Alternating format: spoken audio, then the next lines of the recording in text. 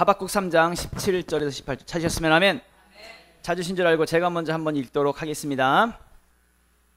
비록 무화과 나무가 무성하지 못하며 포도나무에 열매가 없으며 감람나무에 소출이 없으며 밭에 먹을 것이 없으며 우리의 양이 없으며 외양간에 소가 없을지라도 나는 여호와로 말미암아 즐거워하며 나의 구원의 하나님으로 말미암아 기뻐하리로다. 아멘. 말씀 되새기면서 우리 다 같이 합독하겠습니다. 시작. 비록 무화과 나무가 무성하지 못하며 포도나무에 열매가 없으며 감람나무에 소출이 없으며 밭에 먹을 것이 없으며 우리의 양이 없으며 외양간에 소가 없을지라도 나는 여호와로 말미암아 즐거워하며 나의 구원의 하나님으로 말미암아 기뻐하리로다. 아멘. 예, 이해가 아니라 믿음으로, 이해가 아니라 믿음으로 라는 제목으로 하나님 말씀 나누도록 하겠습니다. 오늘도 뵙분들하고 축복하면서 우리 인사합니다. 예, 당신은 복의 사람입니다. 당신은 복의 사람입니다. 우리 하이파이브 하겠습니다. 아싸! 기적 일어납니다. 다른 분하고 아싸! 기적 일어납니다. 우리 또 다른 분하고 아싸! 기적 일어납니다. 예, 잘 되고 있습니다. 놀라운 기적이 일어나고 있습니다. 지난주에 말씀 혹시 기억하십니까? 지난주에 같이 말씀 나눴던 것이 마태복음 24장 13절이죠. 그러나 끝까지 견디는 자는 구원을 얻으리라. 이 말씀을 같이 나눴습니다. 인내에 대한 말씀이었습니다. 인내. 그런데 인내가 결코 쉽지가 않습니다. 하지만 인내해야 풍성한 열매를 얻을 수가 있습니다. 인내를 통하지 않으면 그 어떤 것도 얻을 수가 없는 것이겠지요. 전에도 종종 말씀드렸듯이 삼성경제연구소인가 LG경제연구소인가 그 대기업에서 운영하는 경제연구소에서 굉장히 오래전에 발표했던 것 중에 가난한 사람들의 공통점이 있다고 하지요. 가난한 사람들. 그 첫 번째가 다른 것이 아니라 조급함입니다. 조급하다. 다시 말하면 가난한 사람들은 인내할 줄 모른다는 것입니다. 무슨 일을 하든지 간에 조금만 어려운 일이 있으면 또 조금만 힘든 일이 생기면 바로 포기합니다. 조급합니다. 참고 견디질 못합니다. 끝까지 가지를 못한다는 거죠. 그러니까 당연히 성공에 대한 이 달콤함을 맛보아 알 수가 없다는 이야기입니다. 교회 다니는 것도 마찬가지입니다. 예수를 믿는 것 인내하셔야 합니다. 여러분, 예수 믿는 것 누구나 다 시작할 수 있습니다. 누구든지 다 믿을 수 있습니다. 그러나 끝까지 견디는 자는 결코 많지 않다는 얘기입니다. 당연히 구원받는 사람이 많지 않을 수 있다는 얘기입니다. 인내하지 않으면 구원받지도 못할 수 있다는 이야기입니다. 그래서 세상은 세상은 눈에 보이는 것을 보고 따라가죠. 눈에 보이는 것을 따라서 결정을 합니다. 쉽게 말하면 직장인들이 한 달 뒤에 나올 월급 바라보고 그것 때문에 일하잖아요. 그것 때문에 인내하고 있잖아요. 여러분 지금 직장 다니고 있는데 참고 있는 것 아닙니까? 왜 인내하십니까? 한 달 뒤에 나올 거를 생각해서. 눈에 보이는 게 있으니까 참고 있잖아요. 근데 예수 믿는다는 것은 눈에 보이지 않는 것을 보이는 것처럼 믿어야 합니다. 그래서 더 힘듭니다. 그래서 더 인내가 필요한 것이죠. 이 내용이 히브리서 11장 27절 말씀 보면은 믿음으로 애굽을 떠나 왕의 노함을 무서워하지 아니하고 곧 보이지 아니하는 자를 보는 것 같이 하여 참았으며 라고 말씀하고 있습니다. 이 모세의 믿음에 대해서 말씀하고 있는 내용인데 모세는 보이지 아니하는 자를 보는 것 같이 참았다라고 말씀하고 있습니다. 보이지 아니하는 자가 누구예요? 하나님. 하나님이 보이지 않습니다. 근데 보이지 아니하는 자를 어떻게 했대요? 보이는 것처럼 믿었대요. 그렇게 그 믿음으로 참았대요. 여러분 힘들고 어려운 일이 있으십니까? 그렇다고 한다면 보이지 않는 그 하나님을 보이는 것처럼 믿으면 견딜 수 있다는 것이죠. 그러니까 보이지 않는 하나님이 정말 나와 함께 하신다. 보이는 것처럼, 마치 보이는 것처럼 그렇게 의지하고 믿는 것이죠. 그러면 얼마든지 인내할 수 있다고요. 얼마든지 견딜 수 있다고요. 그런데 왜 절망하는지 아십니까? 보이지 않는 하나님이 여전히 보이지 않는다고 생각하니까. 하나님이 왜 안 도와주시지? 왜 하나님이 나와 함께 하시지 않는 것이지? 그렇게 생각이 드니까. 자꾸 의심이 드니까.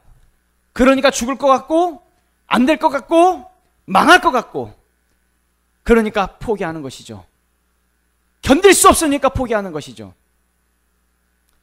마찬가지로 믿는다라고 하는 것은 육신의 눈으로 보는 것이 아닙니다. 세상의 눈으로 보면 절대로 인내할 수가 없는 것이겠지요.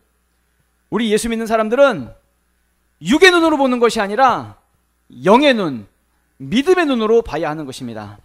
그래서 보이지 않는 하나님을 실제로 보는 것처럼, 내 옆에 같이 있는 것처럼 확신을 가지고 그렇게 끝까지 견뎌야 한다는 이야기죠. 그러면 흔들리지 않는 것입니다. 그러면 끝까지 가는 것이지요.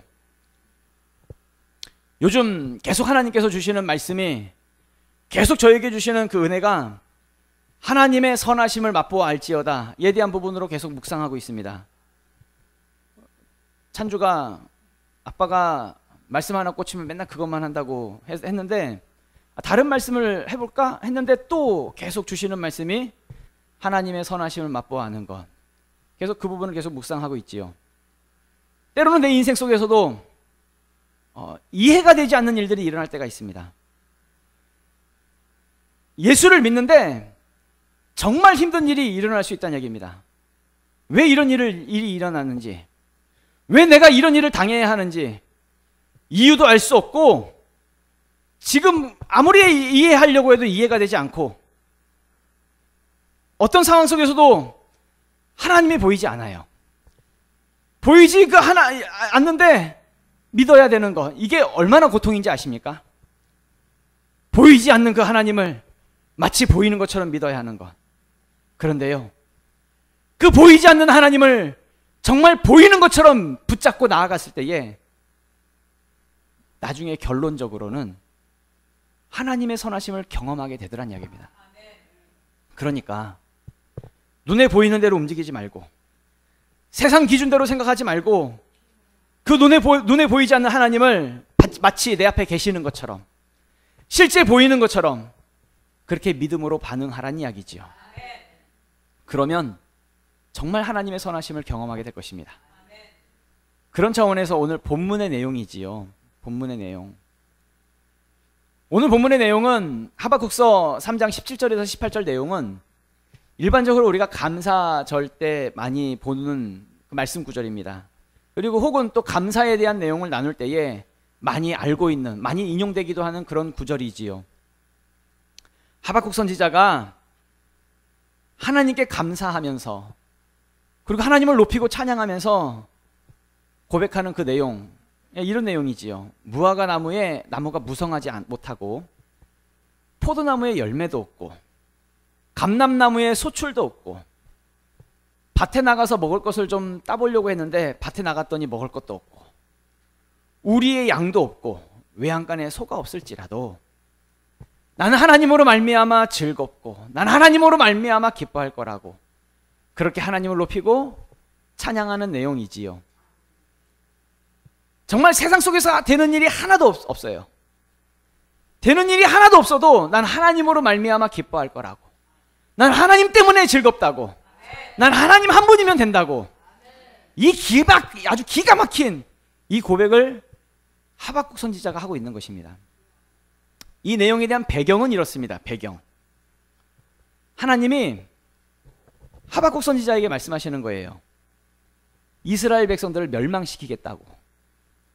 바벨론이라고 하는 악한 나라가 있는데 이 바벨론을 사용해서 유다를 치겠다고, 그러니까 예루살렘을 치겠다고, 이스라엘 백성들을 멸망시키겠다고. 그래서 실제로 BC 586년에 바벨론에 의해서 유다는 완전히 멸망하게 됩니다. 예루살렘 성이 무너지고, 하나님의 성전이었던 예루살렘 성전도 무너지고, 이스라엘 백성들은 다 바벨론의 포로로 잡혀가게 됩니다. 이것을 하나님이 하박국 선지자에게 말씀하시는 거예요. 하박국 선지자가 이 하나님의 말씀을 듣고 나서 이해가 되질 않아요. 어떻게 그 악한 나라, 악한 바벨론에 의해서 어떻게 하나님의 백성인 이스라엘 백성들이 망할 수가 있냐고. 아니, 하나님의 백성이면 잘 돼야지, 믿는 사람이면 잘 돼야 되는데 왜 악한 놈들이 더 잘 되냐고. 왜 불신자들이 더 잘 되냐고. 하나님, 그 악한 나라가 잘 돼야 되겠습니까? 왜 그 악한 놈들이 잘 돼야 됩니까? 하나님의 백성들이 실패하고 하나님의 백성들이 망하고 하나님의 백성들이 포로로 잡혀가는데 왜 그 악한 놈들이 왜 계속 잘 돼야 되는 겁니까? 하박국 선지자가 하나님에게 따지고 있는 거예요. 그 내용이 하박국 1장 2절의 4절 말씀입니다. 다 같이 한번 읽어보도록 하겠습니다. 시작. 여호와여, 내가 부르짖어도 주께서 듣지 아니하시니 어느 때까지리까? 내가 강포로 말미암아 외쳐도 주께서 구원하지 아니하시나이다. 어찌하여 내게 겁탈과 강포가 내 앞에 있고 변론과 분쟁이 일어났나이다. 이러므로 율법이 해이하고 정의가 전혀 시행되지 못하오니 이는 악인이 의인을 에워쌌으므로 정의가 굽게 행하여짐이니이다. 아멘. 하박국 선지자가 하나님께 따지는 거예요. 악한 놈들이 잘 되는 것이 이게 이해가 안 된다고. 바벨론이 왜 잘 돼야 되냐고. 악인이 의인을 에워싸는 게 이게 맞냐고. 이게 정의냐고. 지금 이해가 되지 않는다고 하나님께 따지고 있는 겁니다. 그런데 여러분 아셔야 되는 것이 우리는 이해로 사는 것이 아니라 믿음으로 사는 것입니다. 여기서 말하는 믿음으로 산다라고 할 때 믿음으로 산다라고 하는 것은 예수 그리스도를 구주로 영접하고 구주를 믿고 그 믿음을 말하는 것이 아니라 어떤 믿음이냐면 하나님은 나에게 신실하셔. 하나님은 나에게 항상 선하셔. 이걸 믿는 겁니다. 이 믿음을 절대 포기하지 않는 것입니다.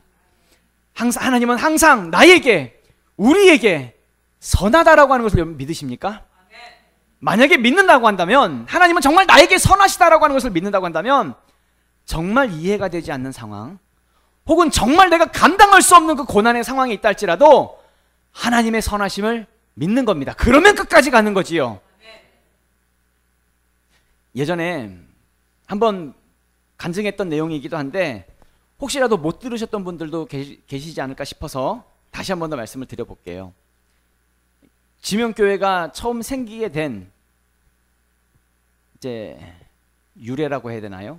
그 내용인데 지금으로부터 25년 전쯤에 제가 이제 성남에 있는 한 교회에서 전도사로 사역을 하고 있을 때쯤, 근데 그 교회는, 성남에 있는 그 교회는 사실 저희 이모부가 담임 목사님이시고 저희 이모가 사모님이신 교회였습니다. 그러니까 저희 이모가, 그러니까 저희 어머니의 여동생, 어머니의 동생이 그 교회의 사모님이셨습니다. 그리고 저는 그 교회에서 11년 동안 전도사로 사역을 했고 또 목사 안수를 받고 부목사로 있으면서 11년 동안 거기에서 사역을 했지요. 그리고 계속 이제 같이 마치 서로 이제 얘기가 뭐 주고받으면서 계약서를 쓴 건 아니지만 제가 이제 그 이모부 목사님의 그 교회를 위임받아서 저는 그곳에서 성남에서 계속 사역할 것이라고 저는 그렇게 생각을 하고 있었습니다. 그런데 25년 전쯤에 이모가 이제 유방암이 걸리셨지요. 처음에 이제 병원에서 진단을 받기를 뭐 이렇게 많이 뭐 위중한 부분으로 병원에서도 말하지 않았기 때문에 잘 치료받고, 또 우리는 믿는 사람 아닙니까? 그래서 기도하면 전 당연히 나으실 줄 알았습니다. 이모가 정말 나을 줄 알았습니다. 그런데 암이 골수로 전이되고 뇌로 전이되면서 발병한 지 한 4년인가 5년 만에 2004년 9월에 이모가 천국에 가시게 되었습니다. 그때 이제 제가 이제 그 교회 이제 부목사로 있으면서 제 안에 사실 하나님에 대한 약간의 불편함이 있었습니다. 왜냐면 이해가 잘 안 됐거든요. 그때 당시에 이모가 돌아가신 나이가 젊었습니다. 지금 내 나이 정도입니다. 제가 54세입니다. 그러니까 젊은 나이에, 정말 젊은 나이에 돌아가셨지요. 얼마든지 하나님께 더 쓰임 받아야 하고 더 교회를 일으켜야 되는데, 더 하나님의 영광을 위해서 일해야 되는데 하나님께서 그냥 데려가시더라고요. 모든 생명은 하나님께서 주관하시는 건데 하나님께서 그냥 데려가시더라고요. 그렇게 기도했는데, 그렇게 간절하게 기도했는데, 그래서 그렇게 기도했기 때문에 나을 줄 알았는데 이모가 너무나도 허무하게 돌아가셨습니다. 그때 당시에 이제 이모가 돌아가시고 나서 우리 가족들은 이제 그 교회, 저도 이제 거기에 부목사로 사역을 하고 있었고, 우리 어머니도 이제 그 교회에서 섬기고 계셨고, 이제 저희 외할머니, 이제 어머니의 어머니가 그곳에서 이제 같이 교회를 섬기고 계셨지요. 아무튼 그 교회에 다니고 있던 모든 가족들, 아니면 또 그 교회 모든 성도들이 다 모두가 슬퍼했습니다. 그때 이제 많이 슬펐지요. 왜 하나님께서 우리에게 이런 슬픔을 주셨을까? 왜 하나님께서 이런, 내가 전혀 이해할 수 없는 이 상황으로 하나님께서 몰아가실까? 납득이 되질 않았습니다.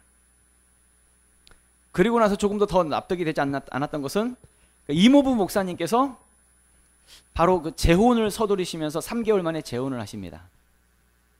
아직 이모를 보낸 그 아픔이 채 가시지도 않았는데, 근데 이제 교회 성도들 입장에서는 사모님을 보낸 지 그 아픔이 채 가시지도 않았는데 그 사모님의 자리에 다른 분이 앉아 계시는 거예요. 어머니 입장에서는 그 동생의 자리에 다른 분이 앉아 계시는 겁니다. 또 하나는 이제 그 할머니도 계셨는데 자기 딸의 자리에 이제 다른 분이 앉아 계셨던 것이죠. 그러니까 이제 어머니하고 할머니께서 이제 많이 힘드셨던 것 같아요. 그래서 먼저 교회를 나와서 다른 교회로 이제 옮기시게 됩니다. 그래서 서울 마포에 있는 어떤 한 교회로 가게 되시지요. 그냥 그곳에서 이제 정착하기 위해서 간 것이 아니라 이제 교회가 힘들어서 이제 그곳으로 가셔서 이제 예배를 드리게 됩니다. 그럴 때에 이제 저는 이제 유학을 가려고 준비하고 있었거든요. 그런데 하나님께 기도할수록 유학에 대한 마음보다 자꾸 개척에 대한 마음을 자꾸 하나님께서 주시는 거예요. 그러니까 3개월 정도 정말 많이 고민했습니다. 정말 많이 고민하면서 기도하는 중에 결국 하나님께 응답을 받았습니다. 응답을 받고 성남에서 멀리 떨어진 안산에 지명교회를 개척하게 되었지요. 그게 이제 벌써 20년 전 이야기입니다. 만약에 그 교회에 같이 있었다고 한다면 많이 힘들 수밖에 없는 것이, 그 사모님에게 있어서도, 새로 오신 사모님에게 있어서도 다 전처 식구들이잖아요.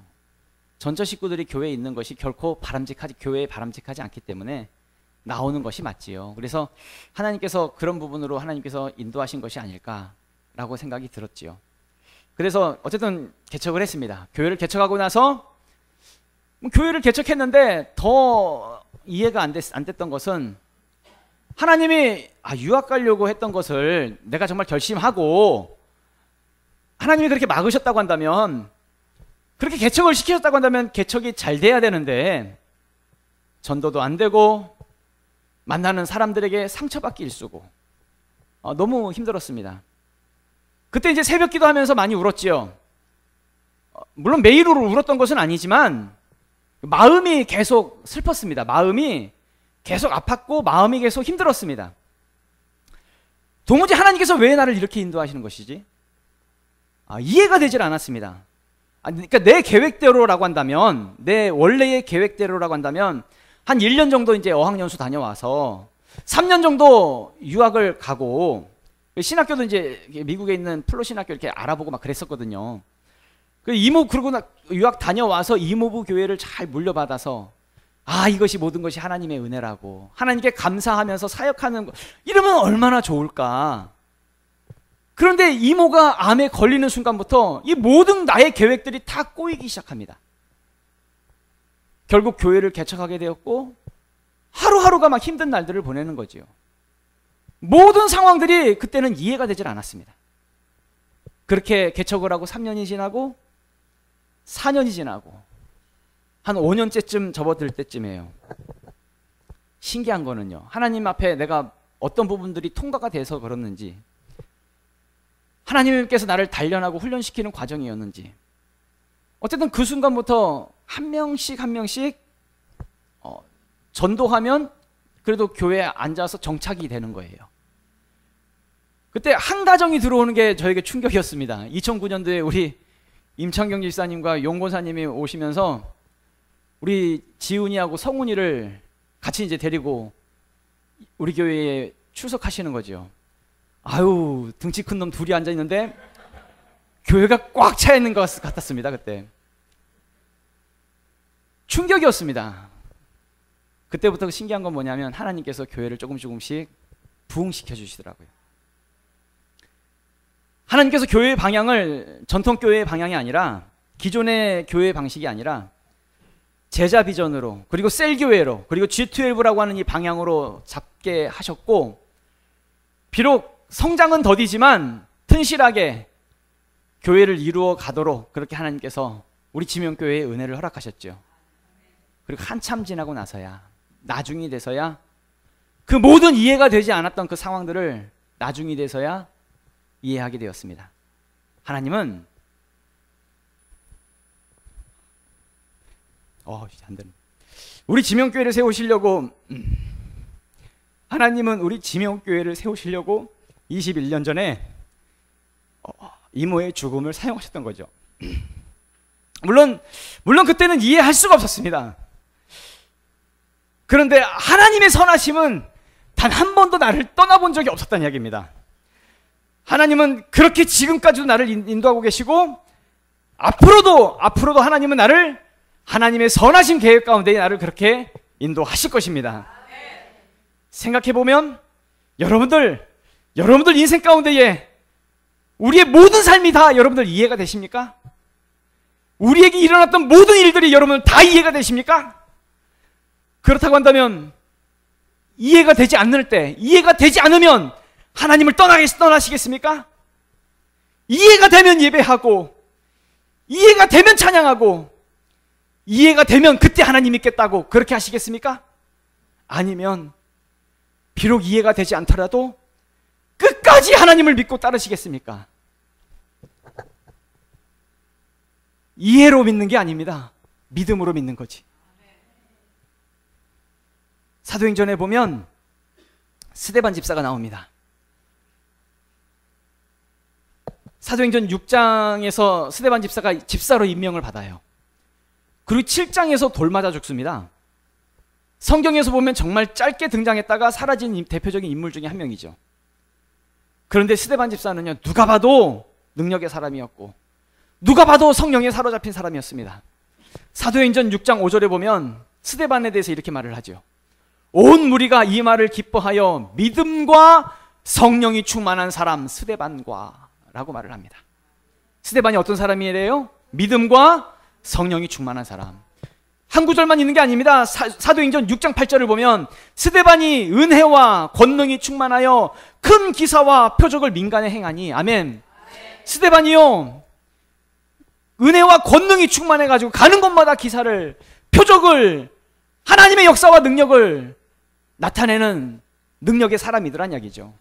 사도행전 6장 10절에 보면 스데반이 지혜와 성령으로 말함을 그들이 능히 당하지 못하며 라고 말씀하고 있습니다. 어느 누구도 이 성령에 사로잡힌 사람 스데반을 이길 수가 없더란 이야기입니다. 그렇다고 한다면, 일반적인 상식이라고 한다면, 그렇게 능력의 사람이고 그렇게 성령에 사로잡힌 사람이라고 한다면 여러분, 하나님이 살려두셔야 하는 건 아닙니까? 살려서 더 크게 하나님의 일을 하는 것이 맞지 않습니까? 그런데 사도행전 7장에서 이 스데반 집사가 설교 한 번 해요. 설교 한 번 하고 그냥 돌 맞아 죽어버려요. 일반적인 상식으로 봤을 때 도저히 이해가 되지 않는 부분입니다. 만약에 스데반이 살아서 사역했다고 한다면 어쩌면 사도 바울보다도 더 많은 교회를 세웠을 수도 있고요, 더 많은 사람들을 전도할 수도 있지 않았겠습니까? 그런데 하나님은 왜 스데반을 죽여야만 했냐고요? 왜 그런 슬픔과 고통과 그 아픔을 초대교회에, 이제 막 교회가 시작하려고 하는 그 기독교에 왜 그런 고통을 주셔야 했냐고요. 왜 그렇게 이해가 되지 않는 상황으로 하나님은 그렇게 초대교회를 이끌어 가셨냐고요. 그런데요, 나중에 보면 하나님은 이 스데반의 이 죽음을 통해서 예루살렘의 기독교의 박해가 시작이 됩니다. 기독교의 박해가 시작되니까 기독교인들이 예루살렘에 머물러 있을까요? 뿔뿔이 흩어졌을까요? 뿔뿔이 흩어지기 시작합니다. 기독교인들이 전국으로 흩어지기 시작하면서요, 기독교인들이 가는 곳마다 뭘 세워요? 교회를 세워요. 가는 곳마다 예수를 전도하고요. 그래서 기독교가 더 어떻게 됐을까요? 뻗어가기 시작하더란 이야기입니다. 하나님은 이 한 사람의 죽음을 사용하셔서 더 놀라운 일들을 이루시더란 이야기죠. 하나님은 한 사람의 죽음을 사용하셔서 교회를 세우시고 만 명의 비전이라고 하는 우리 교회, 이 꿈을 가지고 달려가게 하셨다는 이야기입니다. 본문으로 돌아오면, 이 본문으로 돌아와서 그러면 하나님은 왜 바벨론이라고 하는 이 악한 나라를 사용하셔서 예루살렘을 무너뜨리셨을까요? 예루살렘이 무너지기 전에는요, 하나님은 어디까지나 이스라엘의 민족신이었습니다. 이스라엘 사람들만 알고 이스라엘 사람들만 예배드리고 이스라엘 사람들만 믿는 그런 민족신이었습니다. 그 민족의 신. 여러분들 이스라엘 사람들이 이방인들을 받아들였나요? 안 받아들였나요? 받아들이지 않았습니다. 이방인들은 얼씬도 못했습니다. 믿을 수가 없었습니다. 그런데요, 이 예루살렘이 무너지니까 이스라엘 백성들이 바벨론으로 포로로 잡혀가잖아요. 바벨론 땅에서 뭘 세웠을까요? 회당을 세웁니다. 이스라엘 백성들이 자기들끼리 모이는 그 마을에서 회당을 세워요. 그곳에서 말씀이 선포되어지고요, 하나님의 말씀을 읽고요, 이방인 땅에서 하나님의 말씀이 선포되는 겁니다. 그러자 이방인들 중에서 회당에 들어가는 사람이 있었을까요? 없었을까요? 회당에 들어가는 사람이 있더란 이야기입니다. 하나님의 말씀을 이방인들이 듣기 시작하고요, 하나님을 이방인들이 알기 시작하고요, 이방인들이 하나님을 믿기 시작하더란 이야기입니다. 심지어 다니엘서에 보면 바벨론의 왕 느부갓네살 왕이 하나님을 인정하고 다니엘이 믿는 그 하나님이 진짜 참 하나님이라고 하나님을 찬송하고 경배하는 장면도 나오지요. 다니엘서 4장 37절 말씀을 보면은 다 같이 읽겠습니다. 시작. 그러므로 지금 나 느부갓네살은 하늘의 왕을 찬양하며 칭송하며 경배하노니 그의 일이 다 진실하고 그의 행하심이 의로움으로 교만하게 행하는 자를 그가 능히 낮추심이라. 아멘. 계속 4장 펴놓으세요. 바벨론의 왕, 그때 당시에 전 세계에서 가장 강력했던 강대국 바벨론, 그 나라의 왕이 하나님을 찬양하고 칭송하고 경배해요. 놀랍지 않습니까? 그냥 하나님은 이스라엘의 하나님이었는데, 그 뒤에 보면 바사의 왕 다리오 왕이 사자굴에서 살아나온 다니엘을 보면서 하나님을 찬양하고 높이는 장면도 나와요. 다니엘 6장 26절에서 27절 다 같이 읽도록 하겠습니다. 시작. 내가 이제 조서를 내리노라. 내 나라 관할 아래에 있는 사람들은 다 다니엘의 하나님 앞에서 떨며 두려워할지니 그는 살아계시는 하나님이시요 영원히 변하지 않으실 이시며 그의 나라는 멸망하지 아니할 것이요 그 권세는 무궁할 것이며 그는 구원도 하시며 건지기도 하시며 하늘에서든지 땅에서든지 이적과 기사를 행하시는 이로써 다니엘을 구원하여 사자의 입에서 벗어나게 하셨음이라 하였더라. 아멘. 여러분, 이스라엘이 망하기 전에는, 예루살렘이 무너지기 전에는 하나님은 어디까지나 이스라엘의 민족신이었습니다. 그런데 예루살렘이 무너지니까 하나님은 온 세상이 인정하는 하나님이 되더란 이야기입니다.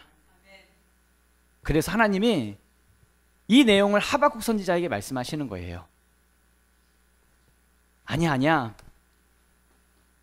악인에 의해서 바벨론에 의해서 예루살렘이 멸망하는 것은 결국 온 세상 가운데에 하나님의 영광이 가득하기 위해서야. 이 내용을 하박국서 2장 4절에서 말씀을 하세요. 다 같이 읽도록 하겠습니다. 시작. 이는 물이 바다를 덮음 같이 여호와의 영광을 인정하는 것이 세상에 가득함이니라. 아멘. 이스라엘이 멸망을 당하고 예루살렘이 무너지는 것이 도저히 이해가 되지 않았던 그 하박국 선지자에게 하나님이 말씀하시는 겁니다. 물이 바다를 덮은 같이 온 세상에 하나님의 영광을 인정하는 것이 이 온 세상에 가득할 거야. 무엇을 통해서요? 예루살렘이 멸망당하는 것을 통해서. 예루살렘이 멸망당하는 것은 하나님의 심판이 맞지만 그 심판을 통해서 하나님의 그 선하신 역사가 계속 이루어져 간다는 이야기입니다. 고난과 핍박, 어려움, 환난, 어떤 것이 있다 할지라도 하나님의 그 선하신 역사가 계속적으로 이루어져 간다는 이야기죠. 이 말을 들은 하박국이 이제 본문 말씀입니다. 본문 말씀에서 이렇게 고백을 하는 거예요. 본문 말씀 하박국 3장이죠 17절 18절. 그렇군요. 하나님의 그런 계획이 있으셨군요. 그렇다면 내가 비록 무화과나무가 무성하지 못하며 포도나무에 열매가 없으며 감람나무에 소출이 없으며 밭에 먹을 것이 없으며 우리의 양이 없으며 외양간에 소가 없을지라도 나는 여호와로 말미암아 즐거워하며 나의 구원의 하나님으로 말미암아 기뻐하리로다. 아멘.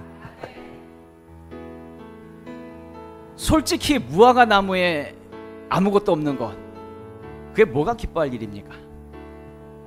포도나무에 열매가 없고 감람나무에 소출이 없고 밭에 먹을 것이 없고 우리의 양이 없고 외양간에 소가 없는 게 그게 뭐가 즐겁습니까? 그게 뭐가 기뻐할 일입니까? 그게 뭐가 감사할 일이냐고요. 다 안 되는 일이고 다 실패하는 일이고 도저히 이해가 되지 않는 일인데, 그런데 하박국 선지자는 비록 지금의 상황이 이해가 되지 않는다 할지라도 뭘 결정하는 거예요? 나는 하나님으로 기뻐해. 난 하나님으로 즐거워해. 난 어떤 상황 속에서도 난 예배하기로 결정했어. 비록 상황은 힘들고 내 삶 속에서 어려운 일들만 가득한다 할지라도 난 오직 하나님만 믿고 따르기로 난 결정할 거야. 나의 삶은 그렇게 결정했어. 이걸 결정하는 거죠. 이거를 상황에 따라서 예배를 드리는 것이 아니라 이해가 되면 그때 감사하고 이해가 되지 않으면 온갖 불만을 쏟아내는 것이 아니라 내 삶에 일어나는 수없이 많은 이해할 수 없는 그 상황 속에서도 하나님, 그렇습니다. 나는 이해로 살지 않겠습니다. 나는 믿음으로 살겠습니다. 나는 어떤 상황 속에서 감사하며 살겠습니다. 하나님이 나를 향해 선하신 그 선하신 하나님의 그 선하심을 내가 믿음으로 살겠습니다. 믿을 수 없는 상황 속에서도 절대 믿음 포기하지 아니하며 믿음의 삶을 이제는 우리가 그렇게 살자라는 이야기입니다. 아브라함의 하나님께서 의로 여기셨던 것, 다른 것이 아니라 바랄 수 없는 중에, 정말 바랄 수 없는 중에 바라고 믿었다라고 성경은 말씀하고 있죠. 아브라함이 어떻게 했다고요? 바랄 수 없는 중에 바라고 믿었다고요. 도저히 믿을 수 없는 그 상황인데, 믿을 수 없는 그 상황에서 아브라함은 믿음 포기하지 않았다는 것입니다. 그래서 하나님은 그 아브라함의 믿음을 의로 여기셨다는 것이죠. 여러분 반드시 기억하셔야 됩니다. 우리가 무엇으로 하나님을 기쁘시게 할 수 있을까요? 무엇으로? 우리가 기도하면 하나님이 기뻐하실까요? 우리가 헌금 많이 하면 하나님 기뻐하실까요? 아니요. 믿음입니다. 믿음. 히브리서 11장 6절입니다.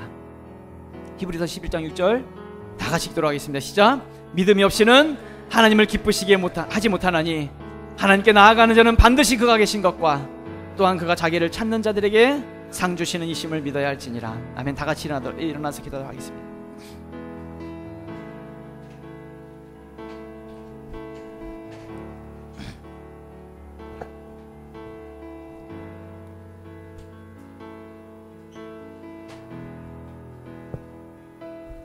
여러분, 우리의 상황 속에서 힘들고 어려운 일이 있을 수 있습니다.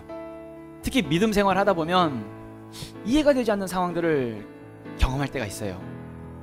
때로는 그렇게 기도했는데, 내가 하나님께 그렇게 기도했는데 하나님이 안 계시나? 하나님 왜 날 도와주시지 않지? 왜 하나님이 내 기도 들어주시지 않지? 정말 이해가 되지 않을 때가 있습니다. 그런데요, 그 어떤 상황 속에서도 우리가 붙들어야 할 가치는 내가 이해가 되는 이해가 아니라 믿음이라는 것입니다. 하나님이 무엇으로 기뻐하신다고요? 믿음이 없이는 하나님을 기쁘시게 할 수가 없으니까. 믿음으로 하나님을 기쁘시게 하는 것이니까. 하나님께 기쁨 되어드리는 삶을 살기 원하십니까? 그렇다고 한다면 우리의 삶을 이해가 아니라 믿음으로 살기로 결정하는 것입니다. 기도하실 때 하나님, 그렇습니다. 나의 삶을 믿음의 삶을 살기로 나를 결정합니다. 상황에 따라서, 내가 이해에 따라서 움직이는 것이 아니라 믿음 따라서, 믿음 붙잡고 끝까지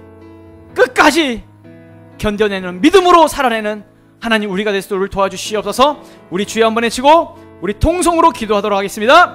주여!